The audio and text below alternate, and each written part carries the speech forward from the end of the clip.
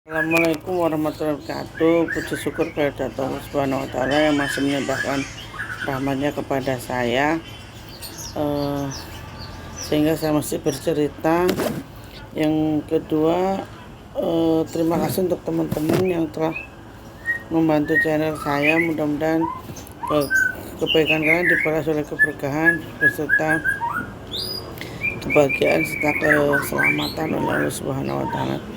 Saya di sini kali ini akan menceritakan puncak-puncak yang ada di Gunung Lawu beserta penunggu serta binatang apa saja yang menunggu Gunung Lawu, binatang apa saja.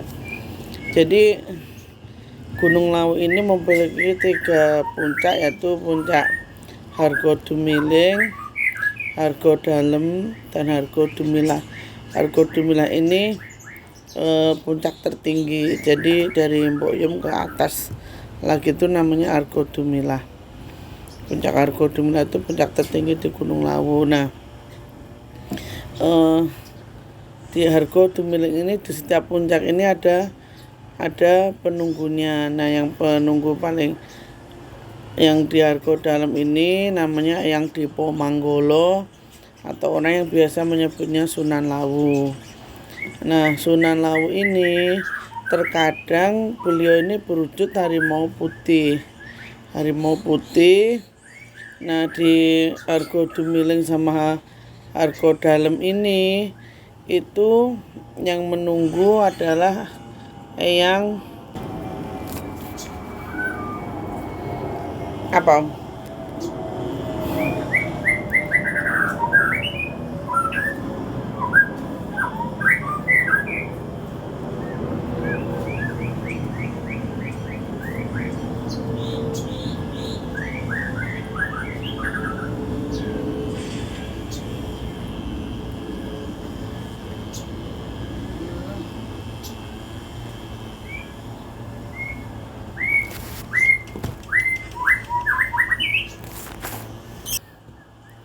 Apa nih?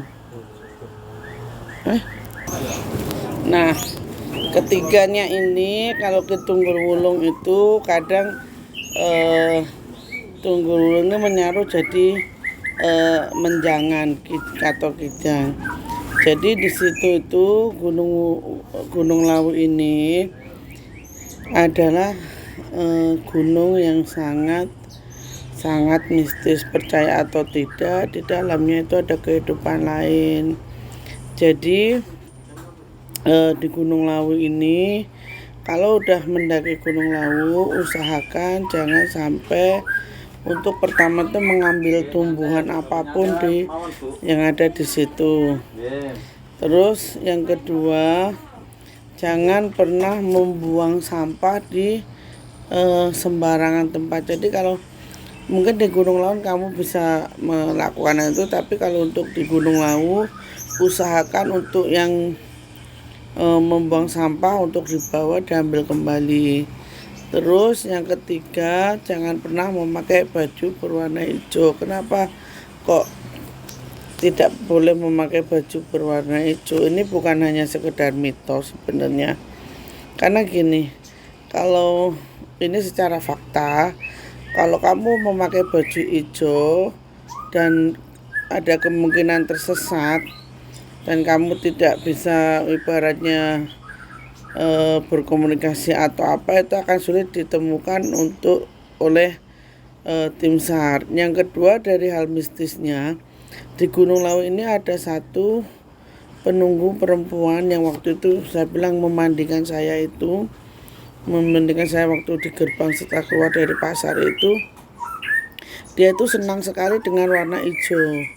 Jadi dia merasa kalau ada yang memakai warna hijau itu, dia merasa akan nyainya ini akan merasa tersaingi, atau jadi merasa itu pakaian saya, jadi dia merasa iri dengan orang yang memakai baju hijau itu, makanya akan sering diganggu akan mendapatkan rintangan. Nah, yang selanjutnya di Gunung Lawu ini ada satu tempat itu kalau tempat yang maksudnya itu yang apa ya, wingit banget, itu sebenarnya bukan di pasar setannya. Nah, di tempat paling wingit di Gunung Lawu itu sebenarnya adalah di Sendang Kuning sama di Gupak Menjangan. Karena apa, di Gupak Menjangan itu tempat terjadinya peperangan tuh di Gupak Menjangan itu. Jadi kalau ke Gunung Lawu usahakan kalau di tempat itu uluk salam, assalamualaikum, bisa permisi lewat.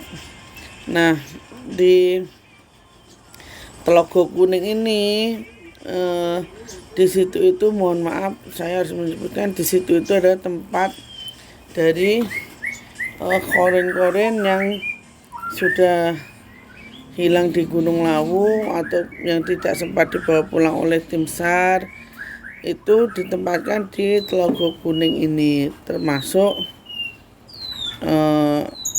Ananda Alfi yang hilang itu berada di Telaga Kuning itu. Jadi terus yang selanjutnya, kenapa kok di Argodumila? Di Argodumila itu adalah kerajaannya.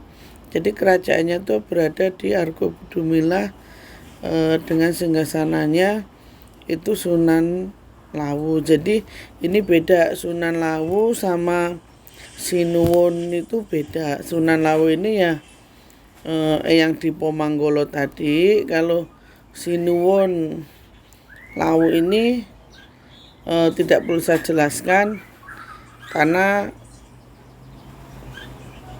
mohon maaf datang, masa tidak perlu menjelaskan siapa beliau, mohon maaf. Jadi saya cut untuk yang Sinuwun yang Lawu ini, saya cut dulu,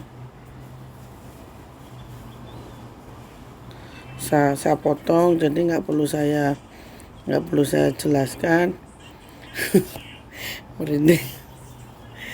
Terus yang selanjutnya, untuk keturunan Cepu yang tidak diperkenankan ke Gunung Lawu itu bukan orang Cepu. Tidak semua orang Cepu itu tidak boleh ke Gunung Lawu, itu tidak. Artinya yang tidak diperkenankan untuk ke Gunung Lawu itu hanyalah orang-orang yang waktu itu keturunannya orang-orang yang waktu itu berada dalam peperangan tersebut. Yang saya lihat, lihatkan peperangan, terus saya diberdirikan di atas batu lalu dikasih pedang yang sampai sekarang pedangnya masih ada sampai sekarang. Itu tuh sebenarnya ya keturunannya itu. Jadi tidak semua, terkadang orang tuh salah kaprah, orang Cepu harus tidak diperkenankan ke Gunung Lawu, itu enggak. Jadi cuma keturunannya yang bersangkutan yang pernah menghadang Prabu Brawijaya ini untuk melaku muksa di puncak gunung ini. Jadi bukan semua orang Cepu itu, bukan hanya keturunan yang secara langsung berada di peperangan itu, terutama keturunan Adipati Cepu. Nah, kenapa kok keturunannya itu ditandai? Karena apa? Karena yang Prabu Brawijaya ini dia merasa bahwasanya beliau itu sudah menyingkir dari keramaian, sudah menyingkir dari kehidupan duniawi, hanya ingin menenangkan diri. Kenapa kok masih diserang, maksudnya masih dikejar dan diserang? Itu alasannya untuk apa, kan gitu. Nah, ini yang Prabu ini merasa bahwasanya orang ini tidak berniat untuk baik. Adipati Cepu ini tidak berniat menjalin kebaikan. Akhirnya disitulah terjadi sumpah serapah oleh Sinuwun Prabu Brawijaya bahwasanya keturunan Adipati Cepu yang menginjakkan kaki di Gunung lawu maka akan dihabisi atau hilang. Sebenarnya ini ada sebab hukum sebab akibat. Jadi Sinuwun Browijo ini tidak serta-merta mengucapkan sumpah serapah, akan tetapi beliau ini juga niatnya kan sudah menuju ke alam sunyaruri, jadi alam ketenangan dan alam yang sudah jauh dari keduniawian. Tetapi sama pasukan Adidepu ini tetap dikejar sampai anak buahnya pasukannya yang yang Sinuwun Browijo ini tertinggal hanya 5 orang. Nah, 5 orang ini 2 yang mengikuti Prabu Brojomokso, yang 1 ini kembali ke arah selatan, terus yang 2 ini menetap di Gunung Lawu sama Gunung Wilis. Jadi seperti itu. Makanya Gunung Wilis sama Gunung Lawu ini ada keterkaitan. Jadi kalau ke Gunung Wilis itu kan sebenarnya kalau dilihat itu hampir tumbuhan sama suasana itu seperti sama kayak di Gunung Lawu. Cuman yaitu tadi, pokoknya dimanapun kita berada, kita harus jaga sopan santun, jaga etika, jaga mulut kita, jangan kita sok adigang adikung. Bahwasanya kita sekarang hidup di zaman modern yang tidak akan ada hal-hal seperti itu. Jangan beranggapan seperti itu, karena gaib dan nyata itu berada dalam satu lingkaran. Jadi kita itu hidup dalam satu lingkaran, maka kita itu akan berputar. Berputarnya itu akan ketemu yang gaib atau ketemu yang nyata. Jadi kita itu akan berputar terus. Makanya ketemu yang nyata kita bersyukur, ketemu yang gaib kita bersyukur. Karena apa? Karena gaib dan nyata itu adalah semua itu adalah titah, hanya menjalankan perintah dari Allah. Kalaupun ada yang membangkang, kalaupun ada yang ibaratnya tidak menjalankan perintah Allah, itu adalah karena bujuk rayunya setan. Begitu dengan yang gaib, yang kita manusia pun yang tidak menjalankan perintah Allah, itu hanyalah kita adalah sudah terpengaruh oleh setan dan dipuji setan. Semoga kita dijauhkan dari bisikan setan. Akhir kata sekian, intinya kalau ada hal-hal yang perlu ditanyakan tentang Gunung Lawu, silahkan komen di video ini. Saya akan menjelaskan sebisa saya. Kalau saya bisa menjelaskan, saya jelaskan. Kalau saya kurang tahu akan jawabannya, kita cari bersama-sama. Intinya kita berbagi ilmu, bukan berbagi kesombongan, bukan berbagi kejelekan. Assalamualaikum warahmatullahi wabarakatuh.